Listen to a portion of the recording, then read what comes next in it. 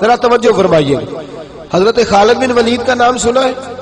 یہ سیف اللہ ہے، اللہ کی تلوار. حضرت خالد بن ولید نے اپنی بیوی کو طلاق دے دی اور بڑا عرصہ وقت اچھا گزرا، طلاق ہو گئی، بیوی چلی گئی. ایک باغ بھی دیا تحفے میں. بعد میں ایک آدمی پوچھنے لگا حضور آپ نے بیوی کو طلاق دے دی، کیا معاملہ تھا؟ آپ فرمانے لگے کوئی مسئلہ نہیں، میری بیوی بڑی نیک تھی، پرہیزگار تھی، اچھی تھی، فرما بردار تھی. انداز دیکھیے گا. کہنے لگا جناب عجیب بات ہے، طلاق بھی دے دی اور اچھی بھی بڑی تھی، کس بات پہ طلاق دی؟ آپ فرمانے لگے وہ میرے ساتھ 27 سال رہی ہے. کتنے سال؟ اور میں انتظار کرتا رہا ہوں. میرے نبی پاک صلی اللہ علیہ وسلم نے فرمایا جس کو اللہ تکلیف نہیں دیتا اس سے اللہ ناراض ہوتا ہے. میں نے 27 سال انتظار کیا، اس کے تو کبھی سر میں درد نہیں ہوا تھا. تو آپ فرماتے ہیں میں نے اسے ایک باغ دے کے بھیج دیا اس کے میکے. میں نے کہا تیرے اوپر چونکہ آزمائش نہیں آتی تو کہیں ایسا نہ ہو اللہ تجھ سے ناراض ہے تو مجھ سے بھی ہو جائے. مانے لگے اس خیال میں نے اس کو بھیج دیا ہے کہ اس پہ تو تکلیف ہی کبھی نہیں آئی. ہمارے ہاں ذرا ذرا سی آزمائشیں ہیں اور لمبے چوڑے پہاڑ ہیں. اور ایک اور بات سن لیں، آزمائشوں میں جو جینا سیکھ جاتا ہے نا، رب کریم اسے درجے بھی بڑے ہی عطا فرماتا ہے. جس کا دنیا میں کوئی سہارا نہیں نہ بنتا پھر اسے خدا کی رحمت آگے بڑھ کے سہارا عطا فرماتی ہے. اپنی زندگی کے اندر آزمائش سے لڑنا، تکلیف سہنا، ذہن بنا لے تکلیفیں آئیں گی، آزمائشیں آئیں گی، بیماری آئیں گی، مجھے برداشت کرنا.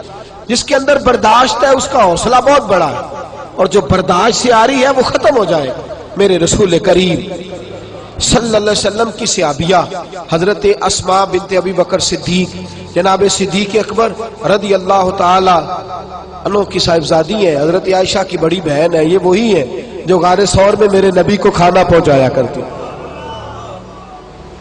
90 سال سے زیادہ عمر ہوگی حضرت اسماء کی، اور ان کے صاحبزادے عبداللہ بن زبیر رضی اللہ تعالیٰ عنہ. 90 سال سے زیادہ عمر ہوگی اور ان کے صاحبزادے لڑائی کر رہے ہیں حجاج بن یوسف کے ساتھ. آنکھوں سے انہیں نظر نہیں آتا حضرت اسماء کو، بوڑھی ہو گئی، صاحبزادہ جہاد کر رہا ہے.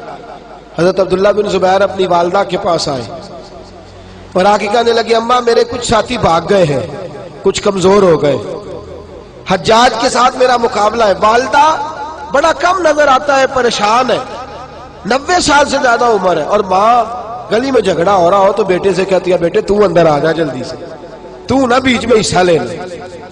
والدہ سے آ کے پوچھتے ہیں اماں میں کیا کروں، حجاج کے خلاف لڑ رہا ہوں، بہت سارے ساتھی کچھ چلے گئے ہیں ڈر کے، کچھ جو ہے وہ کمزور پڑ گئے، کچھ نے وہ بزدل نہیں ہے، وہ کمزور نہیں، لیکن انہوں نے حکمت سمجھی ہے تھوڑی دیر کے لیے چلا جانا.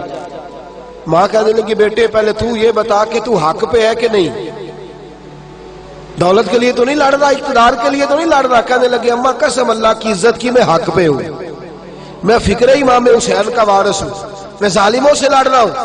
تو ماں کہنے لگی بیٹے جا. پھر والدہ کہنے لگی جا میرا بیٹا اور جا کے اس کے ساتھ لڑائی کر، اگر تو فتح یاب ہو گیا تو میں شکر ادا کروں گی، اور اگر تو شہید ہو گیا تو میں قیامت میں تیرے اوپر فخر کروں گی. تو کہنے لگے اماں وہ بڑے ظالم ہے، بوڑھی ماں کا حوصلہ دیکھ، وہ بڑے ظالم ہے، وہ تو مسلح کر دیتے ہیں، ناک کان گلا کاٹ دیتے ہیں، اتنا سخت میرا دشمن ہے. والدہ کہہ رہی ہے بیٹے سے، 90 سال کی بوڑھی اماں کہتی ہے بیٹا بکری کو ذبح ہوتے وقت تکلیف ہوتی ہے، کھال اترتے وقت تکلیف نہیں ہوتی. تکلیف تجھے ایک وقت ہوگی جب تیر لگے گا، جب تلوار لگے گی. ناک کان کاٹتے تجھے کیا تکلیف ہوگی، اللہ تجھے زیادہ اجر عطا فرمائے گا. جا مجھے بہادر کی ماں بننے کا شرف دے، بزدل کی ماں بننے کا شرف نہ دے. یہ دلیر ماں کا حوصلہ. یہ لفظ کیا کہ بیٹے کو بھیجا. حضرت عبداللہ بن زبیر لڑے، 14 دن تک آپ کی لاش لٹکی رہی، لیکن 14 دنوں تک آپ کے وجود سے خوشبو ہی آتی رہی. حجاج بن یوسف نے آپ کی ماں کو بلایا، حضرت اسماء آئی، کہنے لگا تجھے پتہ ہے تیرے بیٹے کی لاش لٹک رہی ہے؟ کہنے لگی کیا کہا؟ لٹک رہی ہے؟ ہاں تیرے بیٹے کی لاش لٹک. کیا کہتے ہو؟ تیرے بیٹے کی لاش لٹک رہی ہے. پھر بتا لو. تیرے بیٹے کی لاش لٹک رہی ہے. تو آپ فرمانے لگی شکر ہے اللہ کا، میرے بیٹے کی لاش لٹک رہی ہے، کہیں جھکی ہوئی تو نہیں ہے نا، کسی ظالم کے آگے جھک تو نہیں نہ گئی، کہیں اس نے گلا کٹایا ہے کہیں جھکایا تو نہیں نا, شکر ہے میں اللہ تعالیٰ کا. کہنے لگے تو مجھ سے سفارش نہیں کرے گی کہ اس کی لاش کو ہٹا دوں؟ آپ فرمانے لگے جس رب نے اسے شہید ہونے کا حوصلہ دیا ہے وہ اسے قبر کی اعلیٰ جگہ بھی عطا فرمائے گا. حضرت عبداللہ بن زبیر جنت المعلیٰ میں آرام فرما رہے ہیں اور سرخیل ہے وہاں کے مسلمانوں کے. عزیزوں, تکلیفوں کو آگے بڑھ کے وصول کرنا. ذرا ذرا سی بات پہ لوگ چیختے چلاتے ہیں, کفر بولتے ہیں, گھروں میں فوتگی ہو جائے تو کفر. حضرت جعفر طیار شہید ہوئے, حضرت علی کے سگے بھائی تو ان کے گھر کی عورتیں رونے لگی. حضور نے فرمایا جاؤ انہیں چپ کراؤ. صحابہ گئے, خاموش نہیں, پھر رونے لگی. فرمایا چپ کراؤ انہیں, پھر چیخنے لگی. تیسری بار حضور نے فرمایا نہیں چپ کرتی تو ان کے منہ میں خاک ڈال دو. انہیں پتہ نہیں جو بین کرے, سر پھاڑے اور اپنے چہرے پر اپنے ہاتھ مارے وہ تو میری امت میں شامل ہی نہیں ہے, تو میری امت میں شامل ہی نہیں. میرے عزیزوں, شریعت اسلامیہ حوصلے کی بات کرتی ہے, صبر کی بات کرتی ہے. گھروں کے اندر ذرا ذرا سی بات میں بے صبری کرنا, ذرا دو چار جملے بھی ہم ہضم نہیں کر سکتے, ایک بے رخی بھی ہم ہضم نہیں کر سکتے, تھوڑی دیر کے لیے بھی کوئی آنے والی تکلیف ہم برداشت نہیں کرتے.